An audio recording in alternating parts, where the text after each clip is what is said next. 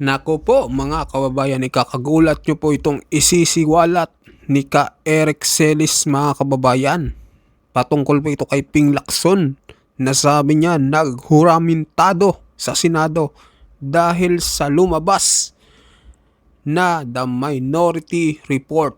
So ito po yung nilabas ni Senador Marcoleta at Senator Amy, no, na tinawag ni Ping Lacson na basura daw itong inilabas ng Minority Report mga kababayan.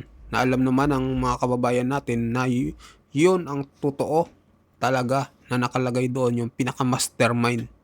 Kaso itong si Ping Lacson ay tila hindi naniniwala doon sa report ng mga minority. So pakinggan natin itong pahayag ni Ka Eric Celis mga kababayan. May banat din ito kay Ping Lacson. Ito na po.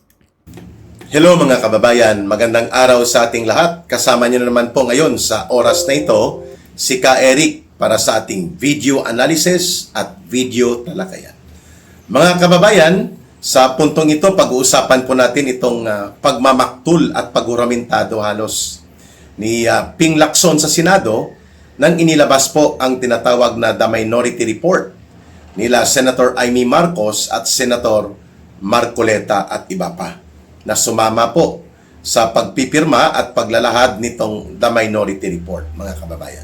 Hinggil po ito sa investigasyon sa iskandalo at krimen o tinatawag na crime of the century, itong trillion pesos plunder and massive large-scale systematic corruption na nangyari po sa ilalim ng gobyerno ni Marcos Jr. kasabwat si Romualdez na kanyang pinsan.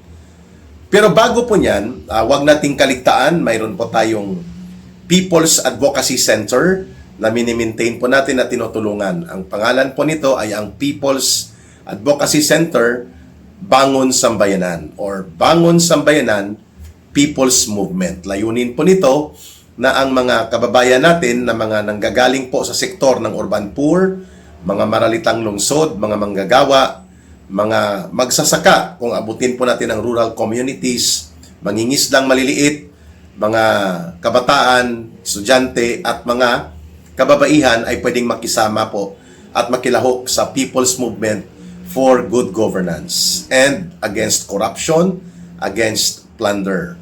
Yan po ay para magkaroon ng participatory activities at makakapagbigay ng ambag ang mga mamamayan, ang ordinaryong mamamayan, sa nagaganap sa ating lipunan at pati na po sa pagsusulong ng agenda ng mamamayang Pilipino para sa mabuting pamamahala. Ang ating GCash line sa gustong tumulong po ay 0916-308-7710. 0916-308-7710. Rohilda Celis. Yan pong name, kay Langging po yan. At diyan na rin po natin kukunin ang ating matitipon para sa ating mga advocacy, operational mobilization, at mga community activities.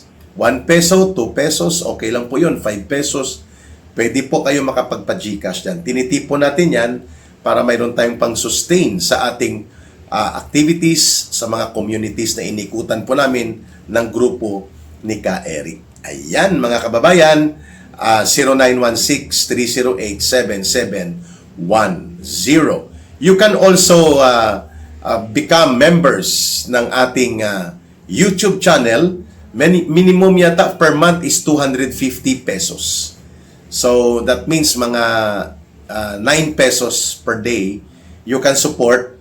May share dyan ang YouTube, may share din para sa channel ni Ka Eric para less ang ads kapag nanonood kayo. Ayan. So just click nyo dyan ang membership, then you can subscribe through membership. Maraming salamat sa inyong pagtitiwala at pagsuporta sa ating Ka Eric Celis YouTube channel. Ngayon, ano po ba itong The Minority Report? Bakit nagmamaktul at parang galit na galit talaga si Ping Lacson? Bakit inilabas ito at inunahan ang kanyang moro-moro? Wala ng kredibilidad at wala ng dangal na Senate Blue Ribbon Committee niya. Dahil alam naman ng taong bayan nang inagaw nila ito sa pamumuno ni supposedly sa matuwid na pamumuno noon ni Senator Marcoleta, at nagmaniobra sila, itong si Ping Lacson, sila Tota Soto, at ang kanilang super bilyonaryo na padron o ang kanilang patron saint, bigla na lang pong naging cover-up mechanism na ng Malacanang at naging special agents ang mga akto-aktuhan at mga pinapahayag ni Ping Lacson at ni Tota Soto. Kaya nga, nawala ang dangal at kredibilidad nito ng kanilang Senate Blue Ribbon Committee. Ngayon, itong minority report ay kanilang kinonsolidate nila Senator Amy Marcos, Senator Marcoleta, ang tinatawag po na mga records of testimonies at mga ipinahayag na revelations kagaya ng mga pahayag, series of revelations ni Saldico sa kanyang video installment series, mga pahayag ni Sergeant Gutesa na tumutugma ang karamihan doon sa binabanggit na paglalantad ng delivery of ninakaw na mga dinambong na pera na binodega ni Saldico na pinapahatid ni Marcos Jr. at nila Romualdez.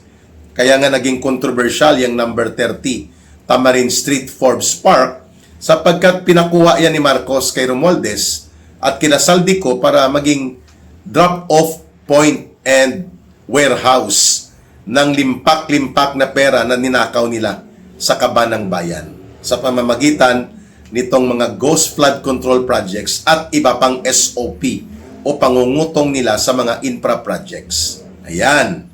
So ang minority report po ay nag-consolidate ng testimonya nila Saldico sa video niya, si Sergeant Gutesa, ang mag-asawang Diskaya, si Carly Diskaya at si Sara Diskaya, bago sila ipahinto at i-block nila Ping Lacson na makapagsalaysay ng totoo nung panahon po na nagsasalaysay sila sa ilalim ng pamumuno noon ni Senator Marcoleta.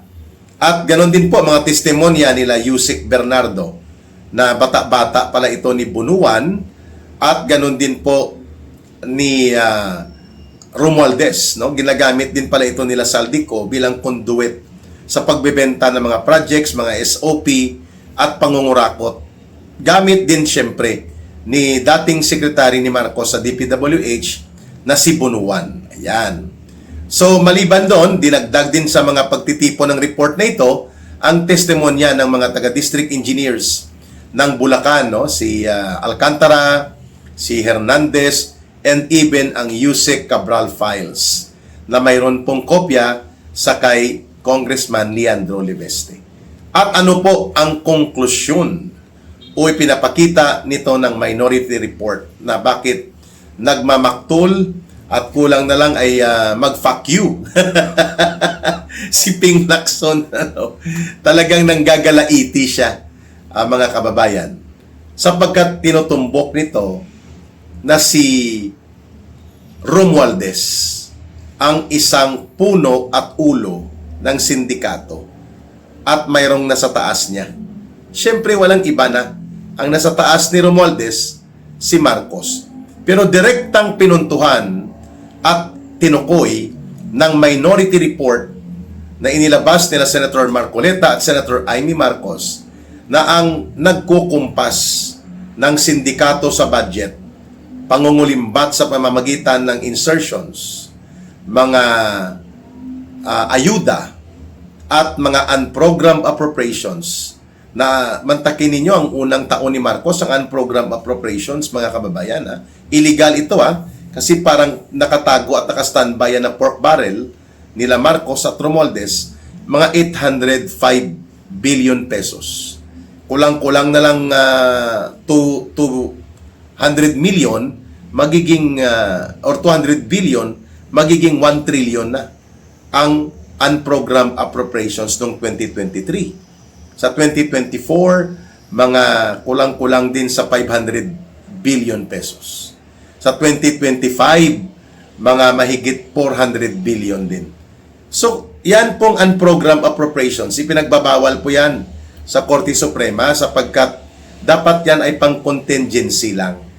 Sa mga sadyang pangangailangan lang na kailangan mong mayroon kang elbow room or may leeway ka sakaling magkaroon ng malaking pangangailangan, but not that much, na buong budget or 1/3 of your budget or 20% ng budget mo nakatago sa unprogrammed appropriation. Yan po ay ipinagbabawal sa Korte Suprema, lump sum budgeting po yan. At dyan ay parang equivalent ng pork barrel. Kasi ang isang forma ng pork barrel na sinindikato nila Marcos at Romualdez, ito pong allocables sa pamamagitan ng insertions. Isinisingit nila. Wala po yon sa National Expenditures Program, hindi po yon napagplanuhan, hindi po yon nakaprograma sa budget cycle, pero pagdating po kina Tambaluslos Romualdez, sinasalpakan nila. Yan po ay allocables, insertions, pork barrel din po yan. Ang isang pandaraya pa nila, dito naman po sa mga AIX, MAIX, tupad na yan, mga ayuda, na alam natin ginagamit yan for political bribery, panunuhol, and political corruption sa mga politiko at sa mga pamimili ng loyalty ng tao para lumabas na nag-aayuda sila pero ginagamit. Halimbawa, ang ayuda-ayuda na yan, ginamit ni Martin dyan, mga 32 billion pesos. According to reports, para sa kanyang peke at hindi nagmaterialize, pero nagwaldas ng pera, yung kanyang PI, yung People's Initiative niya na i-abolish nila ang Office of the Vice President, babagawin kunwari ang sistema ng ating panggobyerno, at kunwari may economic agenda na isasingit. Nabuking po yun at nabisto. Ginastusan po yun ng 32 billion pesos. Mula dyan sa mga insertions, mga AX, AKAP, MAIC, tupad na yan, ginamit po yan para magpapirma.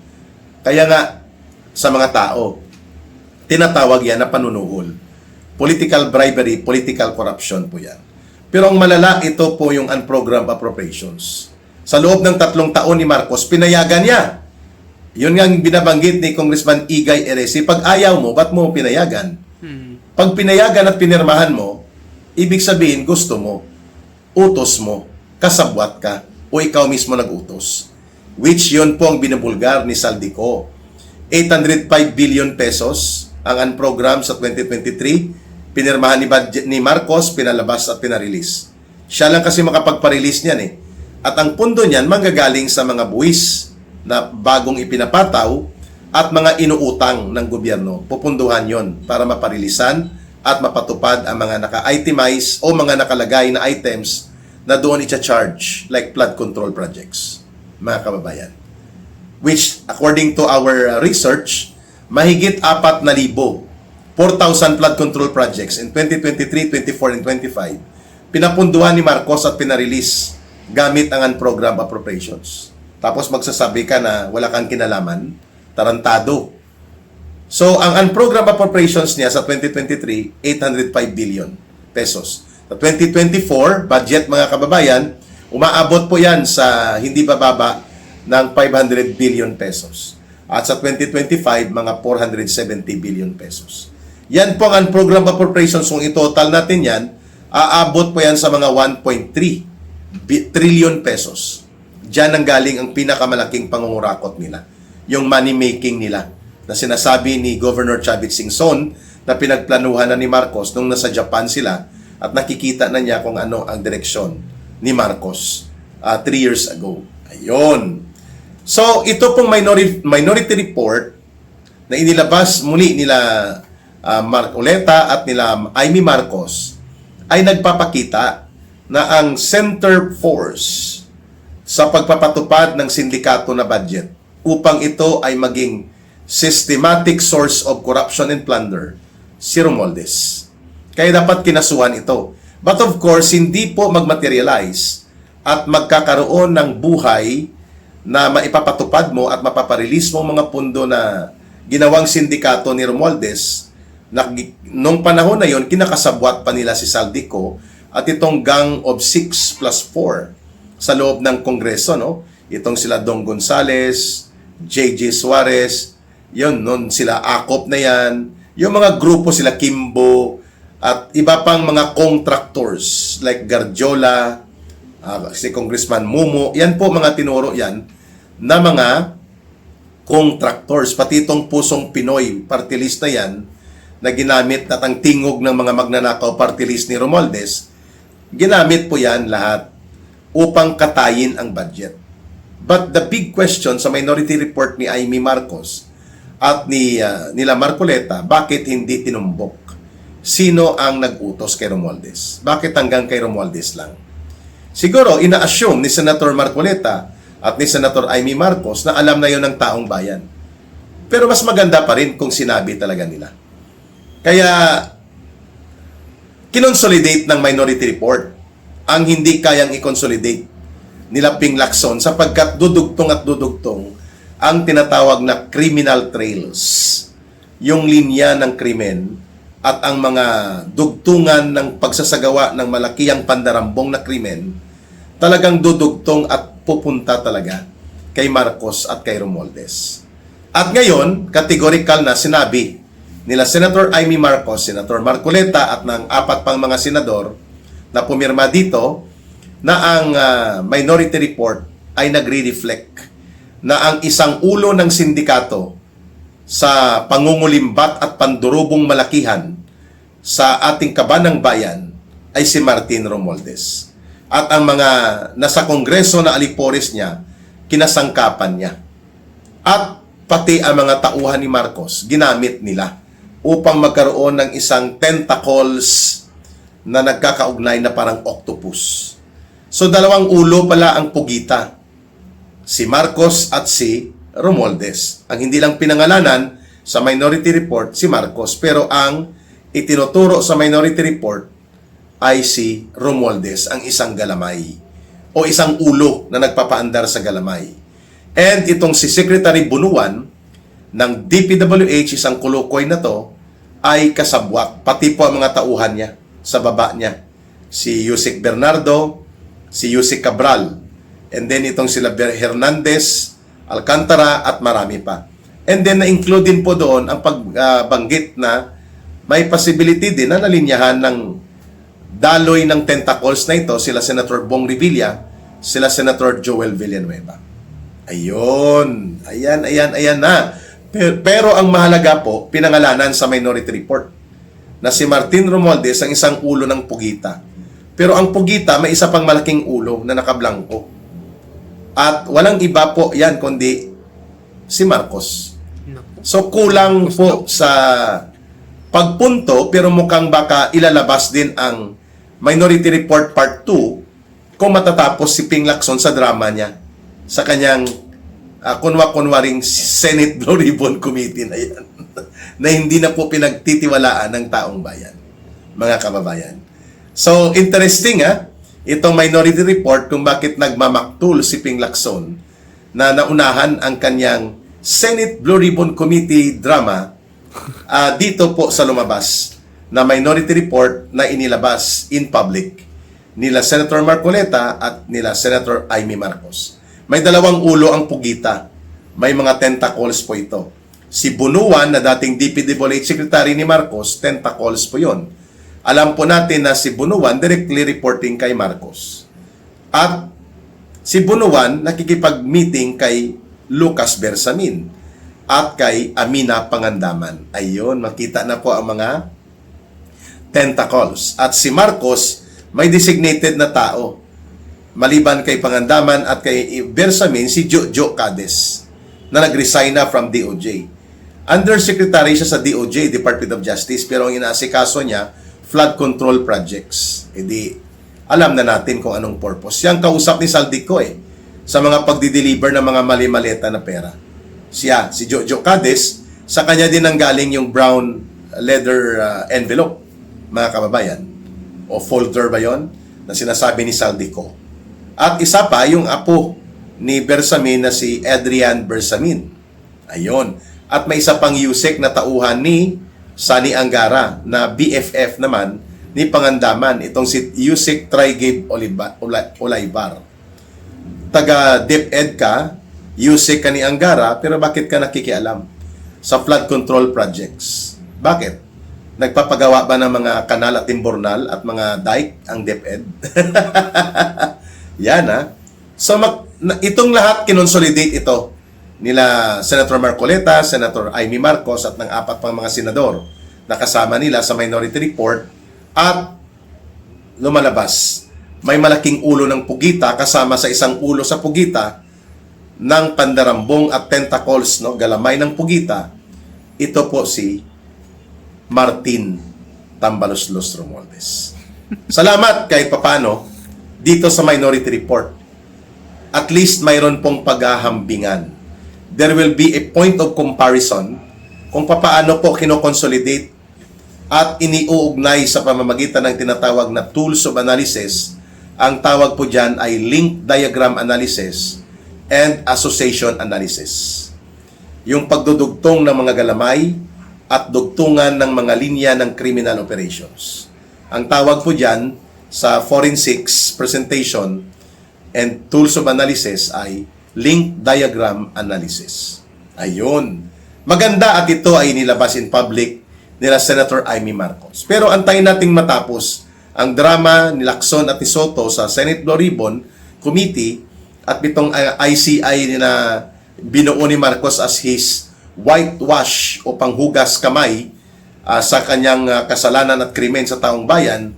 Dalawa sila ni Romualdez. Hindi nila alam na pwede ito i-consolidate at gawan po ito ng forensics presentation of analysis of report from the investigation na pwede pong pagdugtog-dugtungin ang mga pangyayari, ang mga testimonya at mga kaganapan. The Minority Report shakes down the Senate Blue Ribbon Committee drama of Lacson and Soto. Yan po kung bakit nagmamaktol itong si Ping Lacson at malamang bad trip din si Tuta Soto. Wala tayong pakialam sa kanila kung bad trip at nagmamaktol sila. Ang importante dumadaloy ang katotohanan at mayroong alternatibong ruta ang katotohanan hinggil sa crime of the century na ang itinuturong pandarambong na sistematiko at pagnanakaw na malawakan sa pondo at kaban ng bayan, si Marcos at si Romualdez. Magbabalik po ang isa na namang episode muli natin ng pagsasama sa ating video analysis at video talakayan. Maraming salamat sa inyong pagtitiwala, pagsuporta at pagtangkilik sa Ka Eric Celis video analysis and video talakayan and video channel natin. Please, don't forget mag-like, mag-subscribe at mag-promote at mag-share ng ating videos at mag-campaign ng ating mga support group para po dumami at lumawak ang maaabot ng ating mga video analysis at video talakayan. So ayun mga kababayan, ano pong masasabi nyo dito sa pahayag ni Ka Eric, no? Na di umano si Ping Lacson ay naghuramentado sa Senado at nagalit nga dito sa inilabas na ebidensya ni Senador Amy at ni Senador Marcoleta. Mag-comment kayo, mag-like at mag-subscribe sa ating video mga kababayan. At maraming salamat po sa pagsuporta sa ating channel. Maraming salamat po sa inyong lahat.